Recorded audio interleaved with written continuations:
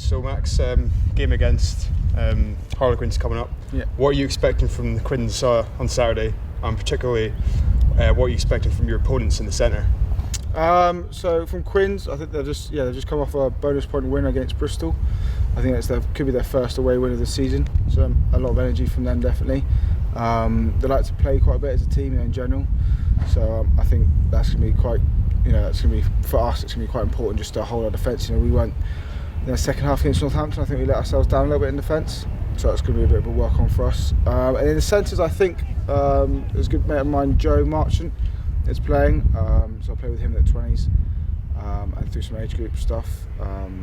He gets likened to a young JJ, which, to be fair, he's a very good player and he's been on the radar of England a lot. So I think he's got to be watched out for. And to be fair, in 12, I think Hopper's coming back in. He's come back from injury, so he's been around for a few seasons, so he's definitely more than a half decent player. So it'd be quite interesting. And what is it like going into a game like against Quins after a hard-fought win against Saints on the weekend? Well, the fact that we came out on top, I think, is obviously very beneficial. It could have been very different if that last kick wasn't slotted.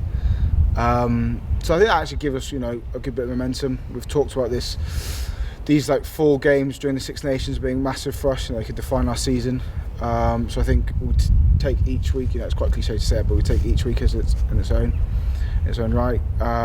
So I think our preparation's got to be top notch this week.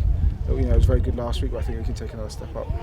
I'm in particular looking at last week's performance. What are you particularly looking to improve on? If you could see a difference in the team back from last week and this week, what kind of changes would you be able to see? It was definitely in that second half, and I thought we had a very good first half. I thought we could have almost been a few more points ahead. So I think that was that second half. We got a little bit lazy at times in defence. There was a few errors that we were making that we weren't making the first half. A few bits of discipline that we could tidy up on. I think not massive issues. I think it was issues that obviously became quite apparent when Northampton turned up the heat a little bit, and we got caught short a little bit. But as I said, we had done enough in the first half, luckily.